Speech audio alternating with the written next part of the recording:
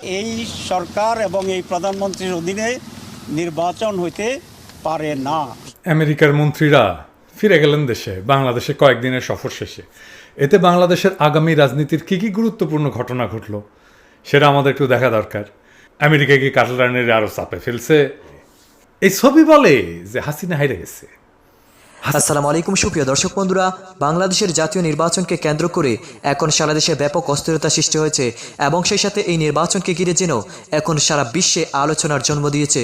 তো দর্শক বন্ধুরা, এবং সেই সাথে বাংলাদেশের নির্বাচনটি সুষ্ঠু নির্বাচন বাস্তবায়ন করার জন্য আমেরিকা এবং ইউএ প্রতিনিধি দল বাংলাদেশে এসেছে এবং সেই সাথে সকল নেতাকর্মীদের সাথে তারা বৈঠক করেছে। তো দর্শক বন্ধুরা, তাহলে কি শেষ পর্যন্ত বাংলাদেশে সুষ্ঠু নির্বাচন বাস্তবায়ন করতে পারবে?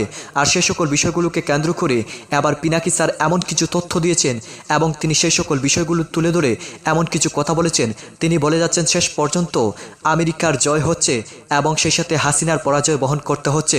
তো দর্শক বন্ধুরা, সেই সকল বিষয়গুলোকে কেন্দ্র করে পিনাকি স্যার অত্যন্ত চমৎকার কিছু বিষয় তুলে ধরেছেন এবং তিনি সেই সকল বিষয়গুলো চমৎকারভাবে বিশ্লেষণ করেছেন। তো দর্শক বন্ধুরা, এবং সেই সাথে এখন বাংলাদেশের যত বিরোধী দল আসে সকল দল এক হয়ে হাসিনার পদত্যাগ করতে বাধ্য করছে। তো দর্শক বন্ধুরা, চলুন আমরা প্রথমে পিনাকি স্যারের সেই বিশ্লেষণকৃত ভিডিওটি দেখে আসি। অবশ্যই ধৈর্য সহকারে পুরো ভিডিওটি দেখবেন, তাহলে এই সকল বিষয়গুলো পরিপূর্ণ বুঝতে পারবেন। মন্ত্রীরা ফিরে গেলেন দেশে বাংলাদেশে কয়েকদিনের সফর শেষে। এতে বাংলাদেশের আগামী রাজনীতির কী কী গুরুত্বপূর্ণ ঘটনা ঘটল সেটা আমাদের একটু দেখা দরকার। আমেরিকা কি কাটাল রানীর আরও চাপে ফেলছে নাকি নেগোসিয়েশন করে ফেলছে? হাসিনার মন্ত্রীরা তো বলতেছে যে আমেরিকার সাথে নাকি দূরত্ব কমছে। আসলে কি দূরত্ব কমছে? এইসব প্রশ্ন সবার মাথায় ঘুরপাক খাইতেছে। তো বাংলাদেশের মিডিয়া নিউজ যেহেতু খুবই নিয়ন্ত্রিত, তাই আসলে কি ঘটছে তা খবর পইরা বের করাটা মুশকিল।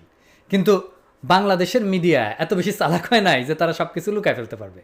আবার আজরাজোয়া মানে ওই আমেরিকার মন্ত্রী আর কি, সে নিজেও মিডিয়াতে কিছু বলছেন।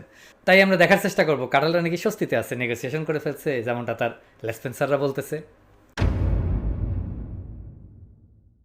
হাসিনার আমেরিকার রাজনৈতিক টানাপোড়েনের বিষয়ে সবসময় মনে রাখবেন যে আমেরিকার দিকে রাশিয়া আঙ্গুল তুলে রাখছে। এই বইলা যে আমেরিকা বাংলাদেশের আভ্যন্তরীণ রাজনীতিতে হস্তক্ষেপ করতেছে, তো আমেরিকা এমন কিছু বলবে না বা করবে না যা রাশিয়ার এই অভিযোগকে সত্য বলে প্রমাণ করবে। তারা ফর্মাল বক্তব্য দেবে। এই ডিপ্লোম্যাটিক ভাষাটা, ফর্মাল ভাষাটা গুরুত্বপূর্ণ, যে কিভাবে সে বলতেছে, কি বলছে সেটা বোঝাটা। তো এই ডিপ্লোম্যাটিক ভাষাটা আমরা একটু বুঝে দেখি। এই এজরাজিয়া বলছে যে তারা সুষ্ঠু নির্বাচনের জন্য যা যা দরকার তাই করবে। এসে দেখেন, We also discussed the need for free and fair elections. আমরা প্রধানমন্ত্রী সহ সবার সাথে অবাধ, সুষ্ঠু ও শান্তিপূর্ণ নির্বাচনের প্রয়োজনীয়তার বিষয়টি আলোচনা করেছি। প্রধানমন্ত্রী সহ অন্য মন্ত্রীরা সুষ্ঠু নির্বাচনের বিষয়ে দৃঢ় অঙ্গীকার করেছেন। যুক্তরাষ্ট্রের আশা বাংলাদেশে অবাধ, সুষ্ঠু ও শান্তিপূর্ণ নির্বাচন হবে, এটা বাংলাদেশিদেরও আকাঙ্ক্ষা। এর লক্ষ্যে দীর্ঘদিনের বন্ধু হিসেবে আমাদের যা যা করা দরকার আমরা তা করতে চাই। বাংলাদেশের সম্ভাবনাময় ভবিষ্যৎ, শক্তিশালী গণতান্ত্রিক প্রতিষ্ঠান ও নির্বাচন সকল জনগণের অংশগ্রহণের উপর নির্ভর করে। The United States looks forward to continued collaboration, supporting an inclusive, democratic Bangladesh. এই লাইনটা মুখ ফসকানো, এটাই হচ্ছে ক্লু। মানে আমেরিকা সরে যাবে না তাদের মিশন থেকে। আমি উজরাজিয়াকে ডিপ্লোমেসির ফাইনেস্ট এক্সাম্পল বলবো। উনি ডিপ্লোমেসির যে এক্সাম্পল দেখাই গেছেন, এইটার তুলনা নাই। আমরা একটু দেখি জিনিসটা। হ্যাঁ, আমি কেন এই কথাটা বললাম, এই ছবিটা দেখেন। আমি খুব চেষ্টা করছি আজকে যে একজন বডি ল্যাঙ্গুয়েজ এক্সপার্টের সাহায্য নিতে, যে এই ছবি দেখে বলবে যে এর ভিতরে কী লুকায় আছে। এরকম কিন্তু এক্সপার্ট আছে যারা ছবি দেখে বলে যে আসলে মিটিংটা সাকসেসফুল হয়েছে, এই মিটিংয়ে কে কী রোল নিছে, এই ছবিতে কার আত্মবিশ্বাস কেমন, কে হাইরা গেছে, কে জিতছে, এই সমস্ত কিছু বোঝা যায়।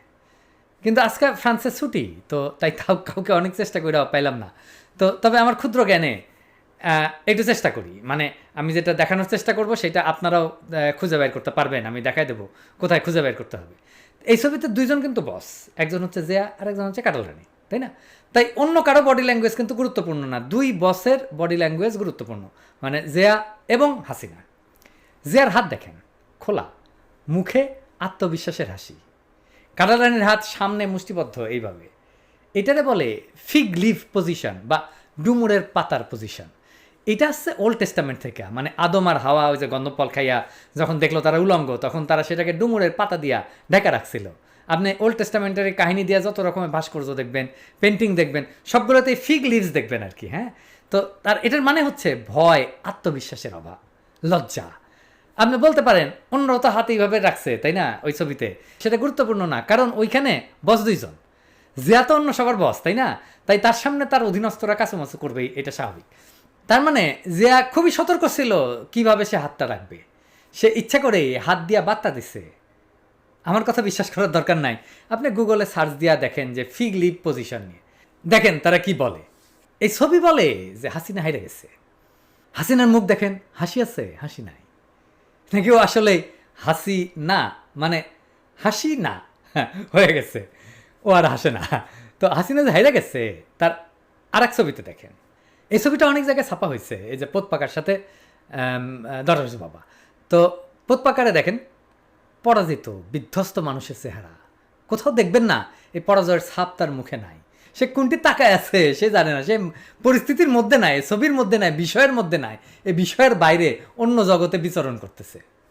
আচ্ছা, এখন একটা পরীক্ষা আর একটা ছবি দেখায়, গুরুত্বপূর্ণ ছবি, কিছুদিন আগের ছবি। দেখেন তো বাইডেন আর জিনপিংয়ের এই মিটিংটা, এটাকে ফলপ্রসূ হয়েছে? না, হয় নাই। দুইজনই তার অবস্থানে অনড়, এই মিটিংয়ের ফলাফল শূন্য, দুইজনের হাত দেখেন। হাসিনা যে আমেরিকার কাছে হারছে তার দ্বিতীয় সাইন কি? প্রথম সাইনটা দেখলাম, দ্বিতীয় সাইনটা কি? জিয়া বলতেছে যে হাসিনার উপরে তার আস্থা আছে, যে একটা গ্রহণযোগ্য সুষ্ঠু নির্বাচন তারা করবে। তার মানে হাসিনাকে নির্বাচনটা করতে হবে, হাসিনাকে করে দেখাইতে হবে। বন্দুকটা হাসিনার কান্দেই রাখছে আমেরিকা, দুনিয়ার কেউ অভিযোগ করতে পারবে না যে আমেরিকা বাংলাদেশের আভ্যন্তরীণ রাজনীতিতে হস্তক্ষেপ করছে। একটা বন্ধু দেশ চাইতেই পারে আর একটা বন্ধু দেশে সুষ্ঠু নির্বাচন হবে, এবং একটা দেশ চাইতেই পারে যে সেই দেশের ক্ষমতাসীন একটা সুষ্ঠু নির্বাচন কইরা দেখাবে। কিন্তু হাসিনা কি এটা সুষ্ঠু নির্বাচন করবে বা করতে পারবে? আমি আগেই বলছি যে হাসিনা এমন নির্বাচন দিবে না যেখানে সে হারবে। এই যে স্যাম্পল দেখেন না, যেই মাত্র তারা চলে গেছে তারপরে কুমিল্লা বিএনপির গাড়ি বহরে হামলা হয়েছে এবং তাতে 60 জন আহত হয়েছেন, এবং ছেলের আহত হওয়ার খবর শুনে তার বাবা মারা গেছেন। আল্লাহ তারে বেহেশত নসিব করুক। কুত্তার লেজ যেমন সোজা হয় না, তেমন আওয়ামী লীগও সোজা হবে না, জিন্দগিতে ভালো হবে না ওরা। আওয়ামী লীগ একমাত্র জুতায় সোজা হয়, জুতায়। আবার ভাইবেন না যে আমি আওয়ামী লীগের জুতাইতে বলতেছি না, মানে দেশের মানুষ যদি ডান হাতে খায় তাহলে ওরা বাম হাতে খাবে, সব কিছু উল্টা করবে, জনস্বার্থের বিরুদ্ধে করবে। একমাত্র জুতাটা ওরা সোজা করে পড়বে, যেহেতু জুতা উল্টা করে পড়া যায় না, তাই বলছি ওরা জুতায় সোজা। তো আমেরিকা বলবে হাসিনা আমাদের আস্থার মর্যাদা রাখেনি, আমাদেরকে মিথ্যা আশ্বাস দিছে, এবং ঘটনা তখনই ঘটবে।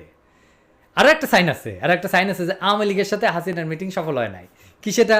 এটা হচ্ছে 3 নাম্বার সাইন। আসেন দেখি। দেখেন হাসিনার আইনমন্ত্রীর সাথে আলাপ হয়েছে না, তার মন্তব্য দেখেন। কি মনে হয় মিটিং ফলপ্রসূ হয়েছে? হাসিনা ছাড় পাইছে? নেগোসিয়েশন হয়েছে? হয় নাই।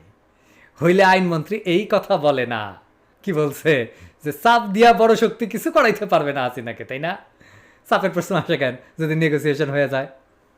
আচ্ছা, আর একটা বিষয়ের দিকে দৃষ্টি ফেরাইতে বলি। আমি এই বিষয়ে এখনই কংক্রিট কিছু বলতেছি না, সিদ্ধান্তমূলক কিছু বলতেছি না, কিন্তু আপনাদের দৃষ্টি ফেরাইতে বলি একটি চিন্তার সুবিধার জন্য। আচ্ছা বলেন তো, আইনমন্ত্রীর সাথে কি আলাপ এজরা জিয়া? আবার ইউরোপিয়ান ইউনিয়ন কেন অ্যাটর্নি জেনারেলের কাছে গেছে না? তারপরে বিরোধী দলের আইনজীবীরা ওখানে বিক্ষোভ টিক্ষোভ করছে না, দেখছেন তো? মনে রেখেন, হাসিনা ৫৫ সংশোধনী আইন দিয়া তত্ত্বাবধায়ক সরকার রদ করছিল, আদালতের একটা বিভক্ত রায় দিয়া। সংবিধানের ওই সংশোধন অবৈধ ছিল, কারণ ওই সংশোধনের জন্য একটা গণভোটের দরকার ছিল। ওই গণভোট কিন্তু হাসিনা করে নাই। আদালতের রায় দিয়া সংবিধান পাল্টানো যায় না, আদালতের রায় দিয়া, এটা সংবিধানের একটা মৌলিক পরিবর্তন, আদালতের রায় দিয়া ওইটা পাল্টানো যায় না। তাইলে হাসিনার যে এই রেজিমটা টিকে আছে একটা অবৈধ সাংবিধানিক সংশোধনের মধ্যে দিয়া। তাইলে হাসিনা রেজিমের বদলের একটা আইনি কাঠামো লাগবে। হ্যাঁ, পশ্চিমারা সেখানেও কাজ করতেছে, সেই জন্যেই আইনমন্ত্রীর অ্যাটর্নি জেনারেলের সাথে সাক্ষাৎ মিলে, এখন সব কিছু মিলে। হ্যাঁ, অনেক বৈঠকটি হয় আমার বাংলাদেশ বা এবি পার্টির সাথে। তারাও ইইউ প্রতিনিধি দলের কাছে নির্বাচনকালীন নিরপেক্ষ সরকারের প্রয়োজনীয়তার কথা বলেছে। যে নির্বাচন ফ্রি এবং ফেয়ার হতে হলে একটা নিরপেক্ষ কেয়ারটেকার যে সিস্টেম বাংলাদেশের সংবিধানে আগে ছিল, সেরকম একটি সরকারের অধীনে যদি নির্বাচন না হয়, তাহলে অতীতের অভিজ্ঞতা থেকে দেখা গেছে বাংলাদেশের বিগত সময়ের 11টি সাধারণ নির্বাচনের 8টি এরকম দলীয় সরকারের অধীনে অনুষ্ঠিত হওয়ার কারণে সেগুলো ব্যাপকভাবে প্রশ্নবিদ্ধ হয়েছে। এবি পার্টি বলছে নির্বাচনী কাঠামোর পরিবর্তন ছাড়া কোনো পর্যবেক্ষক পাঠালে তা হবে মূল্যহীন। বৃহৎ শক্তিগুলো তাদের নতুন পলিসি নিয়ে নেমেছে। মনির মিল্লাত, ৭১, ঢাকা।